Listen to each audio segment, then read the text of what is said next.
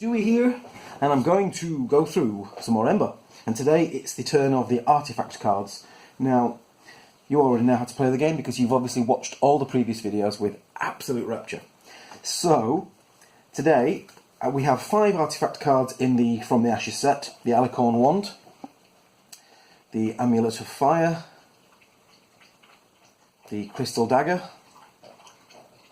the Orb of Dragons, and the Staff of Power.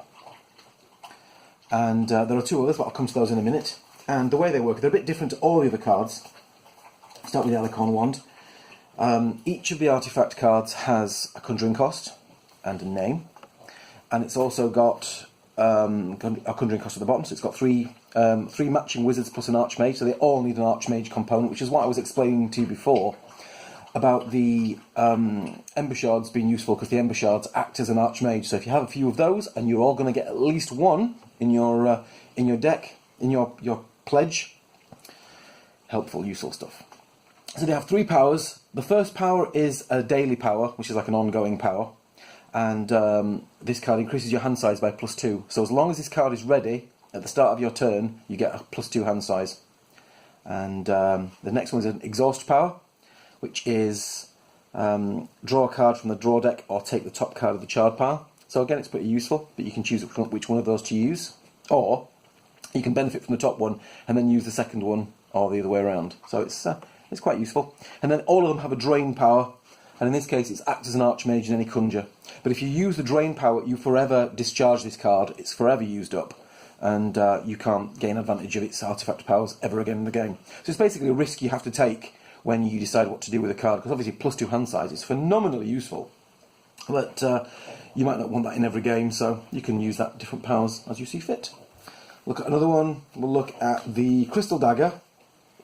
And the Crystal Dagger, at the start of each of your turns, you can regress any one enemy creature that's lesser to this, so any 7 or less. You can regress 1 step, or you can exhaust 1 creature of victory points of VP4 or lower. It's not too bad. And the drain power is return any 1 lesser creature to the pool. So that is really useful. There are so few cards that allow you to return creatures to the pool, but in this case, if you want to do that, you can. So pretty useful. And that's the artifact cards. They're all really useful, and they have loads of powers. But the best thing is the light and dark cards. I'll start with the spectral card. Now the light and dark artifacts came in the prismatic and the spectral packs. This is the spectral card, and it's the spectral orb. And basically it's got, these have augments. All the spectral cards have augments to them. So whenever you make a card, whenever you make a creature or a player discard a card, make them discard an extra card. So basically it's just a discard augment, but discarding 2 cards for every 1 is great. The exhaust power, make all enemy players discard a card. So again, really useful. And the drain power is distribute a total of 8 -1 victory point tokens throughout the game. So pretty useful, especially end game, but you obviously want to keep it in play, and all the other players are, especially if the game's close, they're going to be determined to exhaust this card or even burn it, so that doesn't happen. So it's all about judging when you're going to play what cards and when. And the prismatic lantern is the prismatic version, and that its ongoing power is ignore any 1 spectral effect this turn. So if you've got spectral cards in play on you, and they're debuffing you, like you have to discard 1 card per turn, this will protect you from that every turn. So you can keep it in play for a little bit longer. You can exhaust it to ignore all spectral effects this turn. So if you've got loads of spectral effects on you, you can just ignore them all this turn. They don't affect me. And I thought I'd put the prismatic cards are quite powerful. So the prismatic drain power is steal 1 lesser creature off another player, which is a huge advantage. And again, nobody's going to want you to keep the artifacts are supposed to be powerful. You know, no one's going to want you to keep this in play, because it really is quite powerful. I'm not getting on. Oh, now I've got a dog coming on. Okay, we're just going to have to just go on there then. Thanks for that. Thanks, really. Thank you. So, those are the artifact cards, and as you can see, they're pretty good. And they're pretty interesting. But the other things I wanted to show you, just before I go really quickly, is I found these in the bottom of a box. And these are presumably printing cards that should never have been printed. So they've got Polish printing on them. And normally these get discarded. And, go away, dog. Normally these get discarded, and Really? That's what you've chosen to do right now. Thank you. Well done. Sorry about this, guys. This is a dog. He's not part of the game. He doesn't come with any of the pledge levels. So this card, there are 6 of them, as you can tell. Now, they probably just fell into the bottom of the box rather than being destroyed. But I'm going to put those in with the orders because I think that's a really cool little unique thing. There will never be any more of those ever. So those are to go with you as well.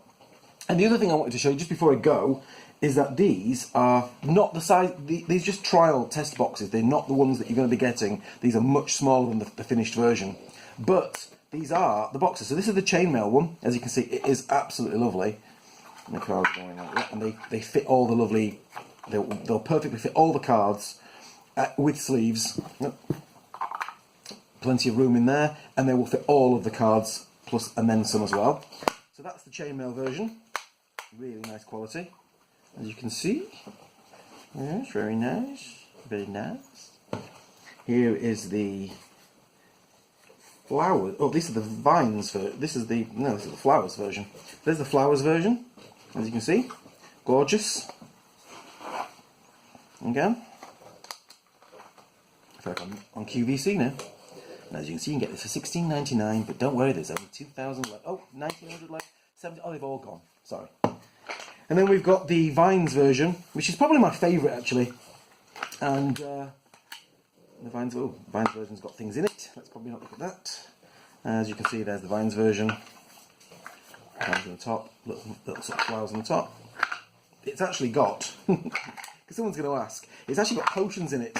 When we did the UK Games Expo, we had a huge stand which you may have seen, which had loads and loads and loads of magical things in it.